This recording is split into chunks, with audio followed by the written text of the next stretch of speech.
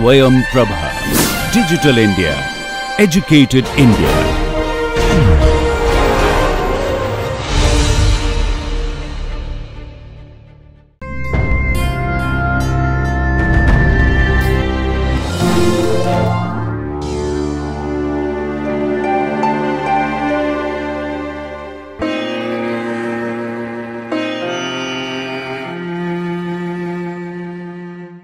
Hi everyone, this is Mallika Pathak from Miranda House, University of Delhi, continuing with the course on gaseous state for the students of BSc Honours Chemistry and BSc with Chemistry. This is Module 1, Lecture 2 of this series. The academic expert of the course is Dr. Amrita T. Sheikh, and the recording is being done under the DDTH Swayam Prabha project of the MHRD, New Delhi. Now, to fully understand the world around us requires that we have a good understanding of the behavior of gases, the description of gases, and their behavior can be approached from several perspectives. The gas laws are a mathematical interpretation of the behavior of gases, and we studied these gas laws in the previous lecture, like Boyle's law, Charles' law, Gay-Lussac's law, Dalton's law of partial pressure, etc. We also tried and derived ideal gas equation. So these gas laws are mathematical interpretation of the behavior of gases. However, for understanding the mathematics of gases, a chemist must have an understanding of the conceptual description of a gas. That is the purpose of the kinetic theory of gases, which we are going to study today. We will also try and derive the kinetic gas equation. We will use this kinetic gas equation to further derive our experimental laws that we have studied in the previous lecture. So let's start with the kinetic theory of gases. In order to explain the observed behavior of gases, a model was proposed based on the molecular and kinetic concepts of gas molecules. This model takes into account the particulate nature of matter and the constant movement of particles. The various gas laws like Boyle's law, Charles' law, Dalton's law of partial pressure, etc. have been arrived at by experiment. There was no theoretical explanation for the behavior of gases. To account for the behavior of gases, a model was proposed which takes into account the observed behavior of gases, and this model is called as the kinetic theory of gases. Now, the kinetic molecular theory, the kinetic theory of gases, or the kinetic model was proposed by Kronig, Clausius, Maxwell and Boltzmann in the 19th century. This theory proved to be a sound theoretical basis to the various gas laws like Boyle's law, Charles' law, Graham's law, Dalton's law. This theory is basically a theoretical proof for all the gas laws. Kinetic theory is defined as a theory that gases consist of small particles in random motion. So kinetic molecular theory or the kinetic theory of gases explains the laws that describe the behavior of gases, and it was developed during the 19th century by Boltzmann, Clausius and Maxwell.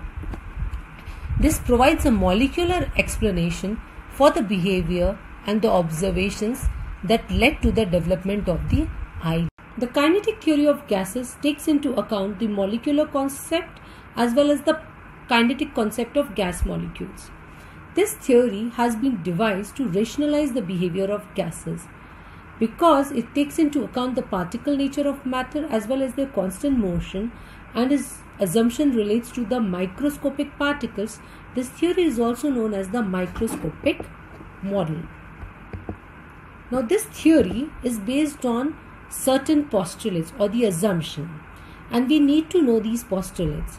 The first postulate is that the gases consist of large number of minute particles called molecules, which are so small and so far apart that the actual volume of molecules is negligible compared to the total volume of the gas. The molecules of a particular gas are identical in all respects. Please, I must emphasize here, what we are saying is that gas consists of large number of minute identical particles. and these particles are called as molecules. These molecules are so small and so far apart that the actual volume of the molecules is negligible as compared to the total volume that they have occupied, or the volume of the container in which they have been kept. The second is that the molecules in the gas are in a constant state of random motion. So they are colliding with each other, they are colliding with the walls of the container, and all these collisions are continuously taking place within the gas molecules which are kept in a container. Now, so when they are colliding with the walls of the container, they obviously will exert pressure. So the pressure imparted by the gas originates from the collision of the molecules with the walls of the container and the consequent change of the momentum. In the previous lecture we had looked what is pressure and what is its units. We also said the pressure is due to the collision of the molecules with the walls of the container. So the kinetic theory of gases also says that the pressure is due to the collision of the gas molecules with the walls of the container. The collision of the molecules are perfectly elastic in nature. That is, no energy is lost in the collision, although there may be a transfer of energy between the partners in the collision. So there is no wastage of energy because there are no intermolecular forces of attraction. The molecules are so small, they are continuously colliding. It is important to note that there is no energy which is lost during these collision. Now, as I have already said, that there are no intermolecular forces of attraction between these molecules, and so they will move independently of each other. There is no binding force which is inhibiting their movement. So what was our first? It was said that you have minute particles, and the particles are so small that if you put them together, their actual volume is negligible as compared to the container that they are occupying. What was the second? That these particles are continuously colliding with each other and also with the walls of the container. The third was that the pressure that they impart is due to the collision with the walls of the container. And then the fourth says that the collisions are elastic. So there is no energy which is lost when they collide, whether within each other or with the walls of the container. And why is there no energy lost? Because there are no intermolecular forces of attraction or repulsion which are there, and so the molecules are totally moving independent of each other. Also, one important point is that there is no gravitational force which is acting on the motion of the molecules, and if it is there, then it is supposed to be negligible in nature. Now, the last, at a particular instant, the different molecules of a gas move with different velocities, because obviously when they are colliding with each other, the velocities are continuously changing because there is a change in velocity due to the transfer of momentum from one molecule to the other. So they are moving with different velocities. Because they are moving with different velocities, they will also have different kinetic energy. However, the average kinetic energy of the molecules is directly proportional to the absolute temperature of the gas. So these are the 7 postulates that you must recall when you are working with the kinetic theory of gases. Now let's try and derive the kinetic theory equation. Now, what are we saying is that the kinetic theory of equation is actually a very simple model which is explaining the macroscopic properties like P and V of a gas using the microscopic properties. Now let's try and use this understanding of kinetic theory of gases and its postulates to derive the equation. So let's imagine there is a cube of edge length L which contains n molecules and each have a mass of m, what we had talked about. So let's assume there is a cube which has an edge length L and which contains n molecules and each of them have a mass of m. The molecules are moving at random in all directions with speed covering a range of values. The velocity u of any molecule can be resolved into 3 component velocities which are designated as ux, uy and uz. So what have we assumed? We are assuming that you have a cube which has an edge length L, x, y and z are all L, and it contains n molecules. These n molecules all have a mass of m because they are identical in all respects. These molecules are continuously at motion and they are randomly moving with different velocities.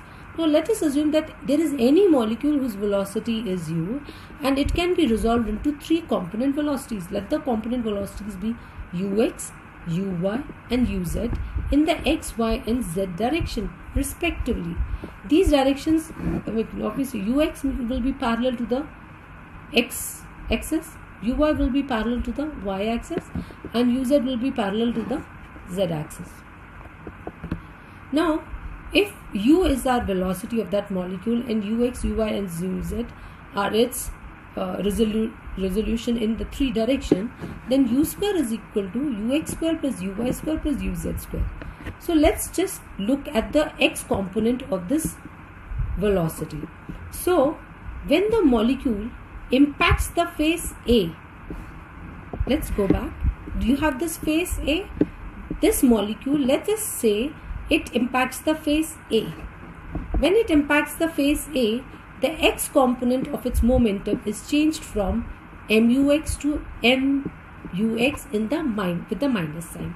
So you have a face A and the molecule is moving in this direction. Because it is moving towards it, so the momentum before it will be equal to mux, and after it has collided and is going back, it will be minus mux. So the change of momentum of the molecule in a single collision with the face A will be equal to mux minus mux. So you will get 2 mux. So the change of momentum of the molecule in a single collision with the face A is equal to 2 mux. Now since L is the edge length of the cube, the molecule has to travel a distance 2L to arrive back at the face A. So it has traveled in this direction and then it travels back, and it has traveled how much distance? 2L to arrive back at the face A. But we want the rate of change of momentum. So we need to divide it by the time taken between the collisions with the face A. Now what will be the time t between the collisions? We know that t is equal to distance upon speed. So we have t is equal to total distance between going and coming back. So total distance to opposite face and back divided by the x component of the velocity. So you get, what was the distance traveled? It was 2L. And what was the x component of the velocity? Ux. So the time taken between the collisions is equal to 2L upon ux. Okay. So moving on. Now we know that according to the Newton's second law, the force on a molecule is actually equal to the rate of change of momentum. So force will be equal to change of momentum upon time taken. Now what was our change of momentum? You had mux in this direction and minus mux in this direction. So mux minus mux, you got 2 mux. So you get 2 mux. That was the change of momentum. So the collision with the face A, and then the molecule moves back. So 2 mux. What is the time taken? It is 2L upon ux. We've just found out that time is equal to distance upon speed. Distance was 2L and the x component of the velocity was ux. So 2 mux upon 2L divided by ux. So you get mux square upon L. So hence the total force due to the impact of a single molecule with the face A of the vessel is actually equal to mux square upon L. Now we know that pressure is equal to force upon area.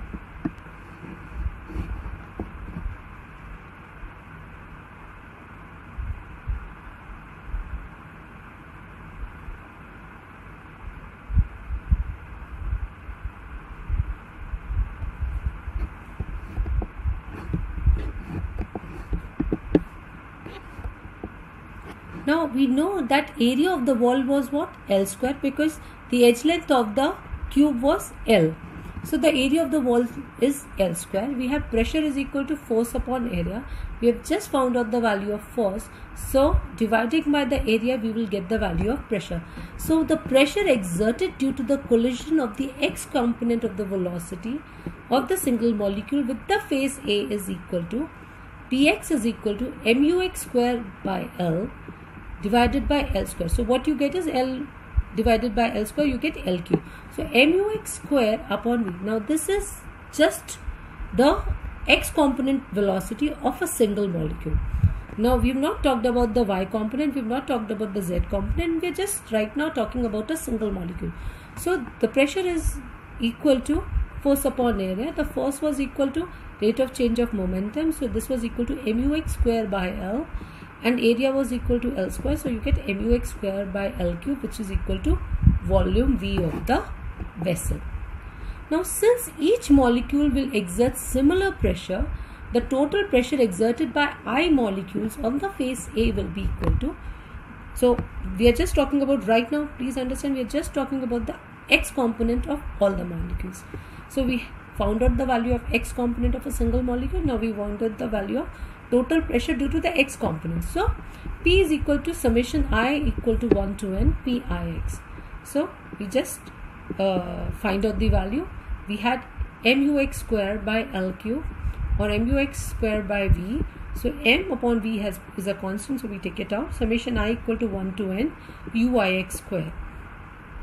Now here we define a new term which is called as root mean square velocity. So root mean square velocity, Ux square, is equal to actually the sum of the square of the velocities divided by the total number. So Ux square is equal to 1 by n summation I equal to 1 to n Uix square. So we've got the root mean square velocity of the x component of the velocities. Now so we can write our pressure is equal to mn by V Ux square. Now this has to happen for all the directions. Right now we have taken x component of each molecule, just summed them together and got the values of the pressure for the x components.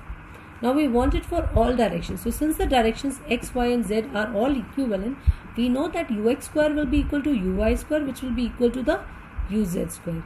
And if that is true, and we know that U square is equal to what? Sum of Ux square plus Uy square plus Uz square, you can get the value of root mean square velocity of all the components. So you get U square is equal to Ux square, Uy square and Uz square, which is, please understand, these are the root mean square velocities. So now if I substitute this, then Ux square will be equal to Uy square, which will be equal to Uz square, which will be actually equal to 1 by 3 U bar square. So this is actually root mean square velocity. I am emphasizing that this is the root mean square velocity. So we just substitute it into this. We get P is equal to mn by V 1 by 3 U bar square. This leads to the kinetic gas equation, which is PV is equal to 1 by 3 mn U bar square. So the ideal gas equation, how has it been derived? We assumed a cube which had an edge length of L and consisted of n molecules of mass m. They were all put in a cube. Now we initially found out the value of rate of change of momentum because that was equal to the pressure. What was the change of momentum? In this direction you had mux, in the back direction you had minus mux. So my mux minus mux, you got 2 mux. Then you got the value of the force because that was equal to the rate of change of momentum, and you had to calculate the value of time, so you got the value of force. Now when you got the value of force, you used it to calculate the value of pressure because pressure is equal to force upon area. We had the value of pressure, we got the value of area because we know that the cube has an edge length of L, so we get pressure divided by L square, so we get L cube in the denominator. Once we get that, we have only first solved it for the x component of the velocity for one molecule. Now we do it for n molecules. So we do it for n molecules and we get a value. Now we know that the x component is equivalent to y component, which is equal to the z component, and the sum of all these three is equal to the u square. The sum of the squares of these three are equal to the u square. So we just solve this and we get 1 by 3 u bar square. We substitute and we get PV is equal to 1 by 3 mn u bar square. So this is called as the kinetic gas equation. This is very, very important. You must understand this is kinetic gas equation. So now our kinetic gas equation is P is equal to 1 by 3 mn by v u bar square. So this can, because we know that density is equal to mass upon velocity, so this can also be written as P is equal to 1 by 3 rho u bar square, because rho is equal to nm by v. I'm repeating, density is equal to mass upon volume. M into N is the mass of the gas divided by volume, so we get the density of the gas. So P is equal to 1 by 3 rho u bar square. So you must understand that the kinetic equation, gas equation was what? P is equal to, PV is equal to 1 by 3 mn u bar square, or it can be also written as P is equal to 1 by 3 mn by v u bar square, or P is equal to 1 by 3 rho u bar square. So this is what, so kinetic gas equation we must remember. Now let us try and derive the experimental gas laws from the kinetic gas equation. We have learned that the kinetic theory of gases is used to explain the experimental gas laws. It was a theoretical concept which was used to explain the experimental gas laws that we had studied. So let's try and do that. But before we do that, let's look at the last postulate of kinetic theory of gases, which said average kinetic energy is proportional to the absolute temperature. Now if that is true, that means 1 by 2 mu bar square is proportional to T. Now please understand, here this mu bar square is nothing but the root mean square velocity. Now whenever we have a proportionality sign and we remove it, we put a constant of proportionality. So our 1 by 2 mu bar square becomes equal to K into T, where K is the constant of proportionality and T is the absolute temperature. Because this is true, our kinetic gas equation said that PV is equal to 1 by 3 nm u bar square. Now let us multiply and divide this right hand part by 2. So then our equation will become 2 by 3 n into 1 by 2 mu bar square, and we know that 1 by 2 mu bar square is equal to kT from our previous understanding. So if I substitute this, we get PV is equal to 2 by 3 nkt, where K is the constant of proportionality that we had used earlier, N is the number of molecules, and T is the absolute temperature. Now this we will be using while we are deriving the experimental gas laws. So let's start with the Boyle's law. We already know what is Boyle's law, that at constant temperature and constant mass of the gas, the pressure is inversely proportional to volume. So let's find out how we do it. Now if temperature is constant, mass of the gas is constant, that means the number of molecules N will be constant because of the mass. If that is true, then PV is equal to 1 by 3 nmu bar square. We have already done that we multiply and divide by 2, and we get 2 by 3 n into 1 by 2 mu bar square, which is equal to 2 by 3 nkt. Now if this is true, then 2 by 3 is a constant, n is the number of molecules, that is a constant, K is a constant of proportionality, so it is a constant, and T is the absolute temperature, which has been kept constant for the Boyle's law. So the right hand side of the equation has become constant when you keep the temperature constant and the mass of the gas constant. That means PV is equal to constant, or in other words, P is inversely proportional to volume, which is what the Boyle's law states.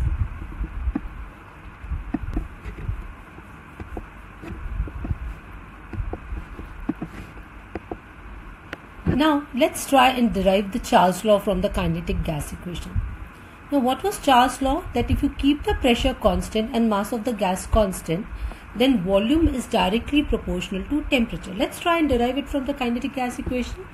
Now pressure is kept constant, mass of the gas is kept constant, so therefore the number of molecules will remain constant. Now if that is true, and our equation is PV is equal to 1 by 3 mn u bar square, or we have substituted 2 in the numerator and 2 in the denominator, that is multiplied and divided by 2, and we get 2 by 3 nkt. If that is true, then PV is equal to 2 by 3 nkt. Let's bring the P on the right hand side. Therefore we get V is equal to 2 by 3 nk by P into T, we get V is equal to 2 by 3 N K by P into T. That means this is the equation. Now 2 by 3 is a constant, N the number of molecules has been kept constant, K is a constant of proportionality, and P is a constant because of the pressure. So all this is a constant.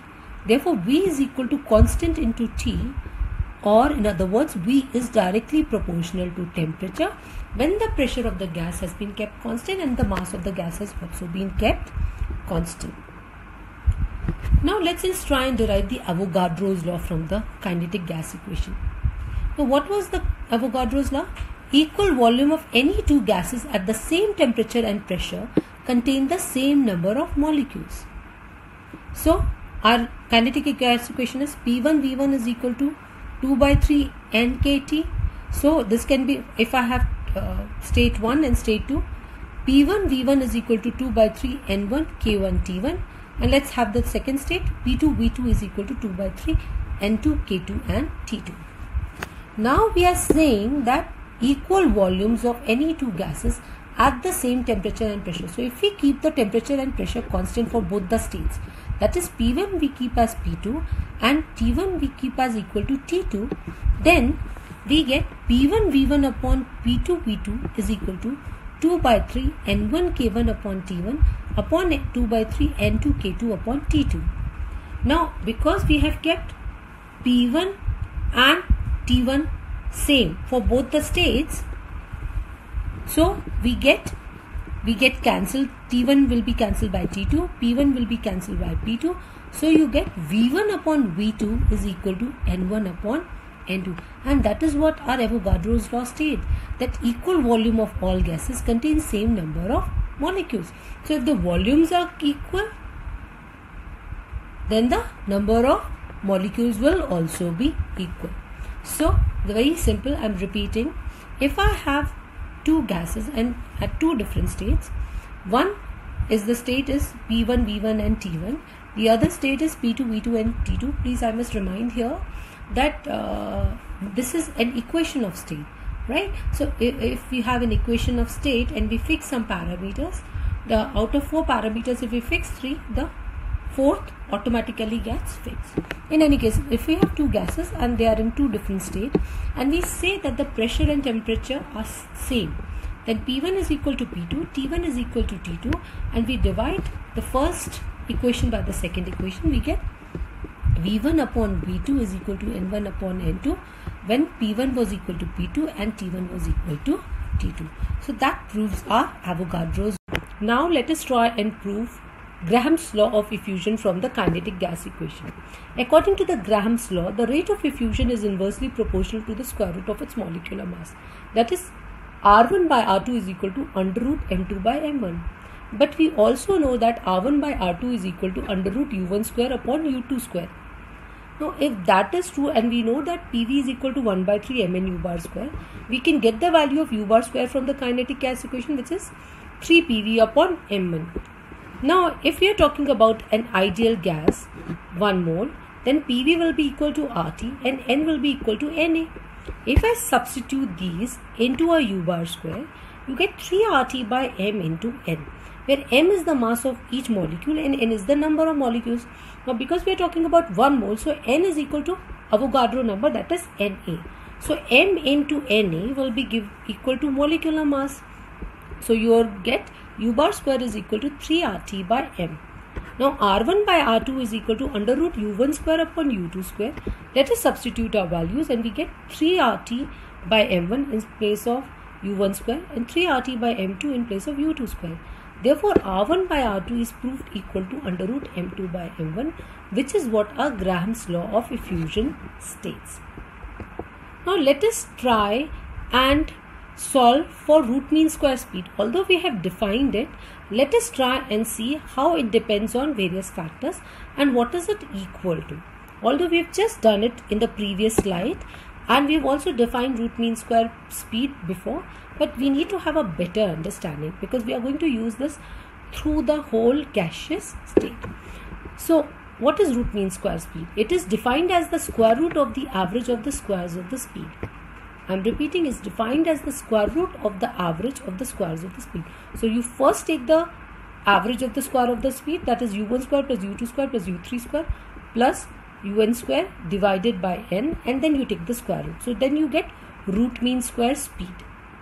Now this is the under root u bar square. So under root u bar square is equal to under root u1 square plus u2 square plus u3 square plus un square divided by n. Now we know that from the kinetic gas equation, 3 PV is equal to mn u bar square. So u bar square is equal to 3 PV by mn. If I am talking about an ideal gas, then PV will be equal to RT and n will be equal to Na for 1 mole. Then u bar square is actually equal to 3 RT by m. So our u bar square is written as under root u bar square is written as under root 3 RT by n, which is also written as 3 PV by m, under root 3 PV by m. So u bar square is equal to 3 RT by m and 3 PV by m, but under root u bar square, that is root mean square speed, is written as under root 3 RT by n and under root 3 PV by m. So what does it show actually? It says and it shows that the root mean square speed is directly proportional to the square root of the absolute temperature and is inversely proportional to the square root of the molecular mass or the molar mass. So this means that at a given temperature, the lighter molecules will move faster than the heavier molecules. There is going to be no effect of change of pressure or volume on the RMS speed, since at any given temperature PV will be always equal to constant. I am repeating, u bar square was equal to 3 RT by m and also equal to 3 PV by m. But when we are talking about under root u bar square, that will, therefore they will be equal to under root 3 RT by m or under root 3 PV by m. That means our root mean square speed is proportional to the square root of the temperature and inversely proportional to the square root of molar mass. So at a given temperature, the lighter molecules will be found to be moving faster than the heavier molecules. Also, another thing to be important to be noted is that the effect of pressure or volume on the root mean square speed is not going to be there, because at any given temperature the PV is equal to constant according to the Boyle's law. So let's look at a numerical based on what we have studied till now. Calculate the pressure exerted by 10 to the power 23 gas molecules, each of mass 10 to the power minus 22 gram, in a container of volume 1 liter. The RMS velocity is 10 to the power 5 centimeter per second. Now see, these are not given in the SI units. So whenever you are given a numerical which is not having quantities in SI units, please try and convert them into SI units. There are two ways of going about it. You can solve it in the CAGS unit and finally convert it into SI units. But there are certain examiners who expect that the students also make substitution into the equation in the SI unit. That means the student should be able to do the conversions beforehand. So I would suggest that you do it beforehand. So n is equal to 10 to the power 23, m is equal to 10 to the power minus 22 grams. So this will be equal to 10 to the power minus 25 kgs here, because we will be using actually so u bar square is equal to 10 to the power 5 centimeter per second. So we will be converting into 10 to the power 3 meter per second. V is equal to 1 liter or 10 to the power 3 ml. So V is equal to 10 to the power minus 3 meter cube. Now if I substitute the values of mass, u bar square, V into the PV is equal to 1 by 3 mn u bar square, I will get this kind of term. So 1 into 10 to the power minus 25 kg into 10 to the power 23 into 10 to the power 3 meter per second divided by 3 into 10 to the power minus 3 meter cube. So when I solve this, I get 0.33 into 10 to the power 7 kg per meter per second square, which can also be written as 0.33 into 10 to the power 7 Pascal. Let us look at another numerical to get a better understanding. A bulb of capacity 1 decimeter cube contains 1.03 into 10 to the power 23 gaseous hydrogen molecules, and the pressure exerted by these molecules is 101.325 kilopascal. calculate the average square molecular speed and the temperature. We are given that V is equal to 1 decimeter cube, N is equal to 1.03 into 10 to the power 23 and P is equal to 101.325 kilopascal. So we can find out the number of moles. Number of moles is equal to N upon Na. We are given 1.03 into 10 to the power 23. We divide it by 6.022 into 10 to the power 23 per mole and we get 0.171 mole. So these are the number of moles. Now let us find out the value of temperature. Now using ideal gas equation, PV is equal to nRT. So T is equal to PV by nR. We are given the value of pressure. So pressure we will take as 101.325 kilopascal. Volume we will take as 1 decimeter cube. N we have taken as 0.171 mole, which we had calculated before. And the R value that we are going to take will depend upon all these three values. So we are here taking 8.314 kilopascal decimeter cube per Kelvin per mole. Please, you have to understand that you have to remember the values of R that you will be using. Because as long as you are going to study chemistry, if you go into research, R is going to be essential part of all your calculations. So you must know the values of R. So R is equal to 8.314 kilopascal decimeter cube per Kelvin per mole here. But you can also use other values of R depending upon the various terms that are involved. So once we substitute this, we get 71.27 Kelvin. Now we also have to find out the value of average square molecular speed. So we know that this is equal to 3 RT by M. Let us take the value 3. Now here we are using the value 8.314, but the units that we are using is joules per Kelvin per mole. So 8.314 joules per Kelvin per mole. We are given the value of temperature 71.27 Kelvin that we had calculated earlier. And the molar mass as 2 into 10 to the power minus 3 kg per mole. So once you substitute this 2 into 10 to the power minus 3 kg per mole is because we are using gaseous hydrogen molecules. So H2 is equal to, you know that the atomic mass of hydrogen is 1 and we are using H2 molecules, so 2 hydrogen atoms, so 2 and 2 into 10 to the power minus 3 kg per mole for the molar mass. So we get 8.888 into 10 to the power 5 joules per kg, or this can also be written as 8.888 into 10 to the power 5 meter per second square, the whole square, right? Okay, let's now define average kinetic energy. We have been using this in the postulates. We have used it while doing PV is equal to 1 by 3 mn u bar square. Let's try and define what is average kinetic energy. We know that kinetic energy is 1 by 2 mu square.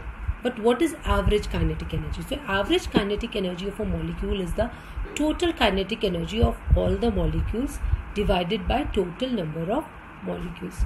So it is the average of the kinetic energy. Now you know that in a gas, all molecules are moving randomly, colliding with each other and also with the walls of the container. So their speeds are continuously changing during the time that they spend in the container or even outside. Now because their speeds are continuously changing, we cannot actually give us the exact value of a speed, and because the speeds are changing, therefore kinetic energies are also changing. So what we give is actually the value of average kinetic energy. So the average kinetic energy of a molecule is actually equal to the total kinetic energy of all the molecules divided by the total number of molecules. So average kinetic energy comes out to be 1 by 2 mu bar square. We had also used this while deriving it earlier. So now if we know that PV is equal to 1 by 3 nm u bar square and we multiply and divide by 2, then we get 2 by 3 n 1 by 2 mu bar square. Now therefore kinetic energy, this 1 by 2 mu bar square is nothing but kinetic energy. So kinetic energy comes out to be, we take 3 to the numerator and divide by 2n. So we get kinetic energy is equal to 3 PV by 2n. Now we know that for 1 mole of a gas, PV is equal to RT and N is equal to Na. So with this, the above equation becomes kinetic energy is equal to 3 RT by 2 Na, and we know that R upon Na is defined as what is called as Boltzmann constant. So 3 by R upon Na is called as Boltzmann constant. So 3 by 2 kT. So average kinetic energy, because it is equal to 3 by 2 RT by Na, it is also equal to 3 by 2 kT, where K is the Boltzmann constant. So K is equal to R by Na. And what is the value of K? We know as 8.314 joules per Kelvin per mole.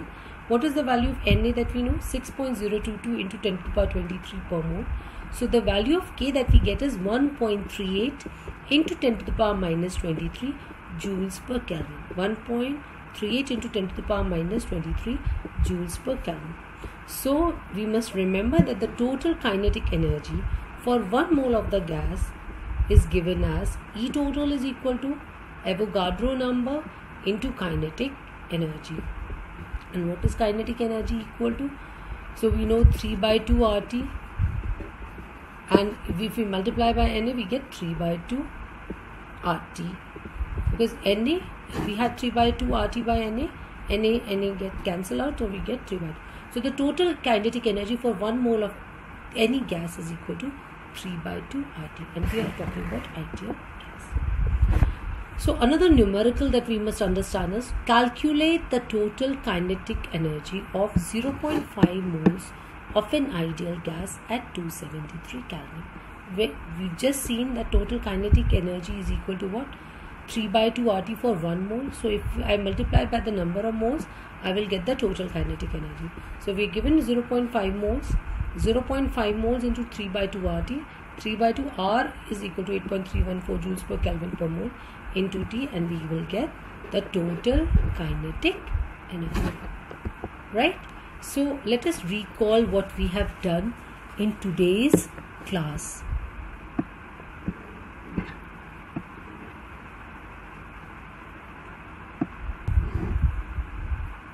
So today we discussed about kinetic theory of gases and its postulates. Let us recall the postulates again. So the first postulate was that all gases are made up of minute particles called molecules. The molecules are so small that their actual volume is a negligible fraction of the total volume occupied by the gas. The second postulate was the molecules are separated from one another by large molecules. The empty spaces among them are so large that the actual volume occupied by the molecules is negligible as compared to the total volume of the gas. Another point was that the molecules are in a state of constant random motion and in all directions. During their motion, they collide with one another and also with the walls of the container, and thus therefore they are changing their path continuously. Another point was molecules are assumed to be spherical and perfectly elastic. Hence, their molecular collisions are perfectly elastic. Therefore, they do not undergo any loss of energy when they collide with one another or with the walls of the container. However, there may be a redistribution of energy during the collision. Obviously, when they collide, they transfer momentum. The velocities may change, but the overall energy will remain the same. There are no forces of attraction or repulsion between the molecules. They move completely independent of one another because of the large distance of separation. Another was that the effect of gravity of the gas molecules is negligible because the gas molecules are continuously moving with high intensity. Now there is another which was very important, and that was that the pressure of the gas that we are talking always about is due to the bombardment of the molecules of the gas against the walls of the container. However, we must remember that there is no energy loss during the collision. And the last and one of the most important points was that the average kinetic energy of the gas molecules is directly proportional to the absolute temperature. So, because the kinetic energy was directly proportional to the absolute temperature, so the velocity of the gas molecules is directly proportional to the square root of the absolute temperature. So we did kinetic theory of gases, their postulates. So we just discussed the postulate. Then we derived the kinetic gas equation using the model, wherein we assume that there is a cube of length L which has number of molecules as n, and each molecule was identical and has a mass m. Then we talked about the collision with the face of the cube, and there was a change in momentum. The change in momentum was equal to 2 μx, because one in the direction of the face it was μx, and back it was minus μx. So we know that the force according to the second law was equal to change in rate of change of momentum. So we found out the value of force. From the force we calculated the value of pressure. In all this we were using only the x component of the velocity. Then we did it for the number of molecules n. So x component of velocities of n molecules. Then we did it for all the components, and therefore finally we got an equation which was PV is equal to 1/3 mn u bar square. So kinetic theory of gases postulate, and then the kinetic equation, gas equation. Then we use that kinetic gas equation to derive the experimental laws which were the basis on which kinetic theory of gas was postulated or was proposed. So then we derived Boyle's law, Charles' law, Graham's law of diffusion.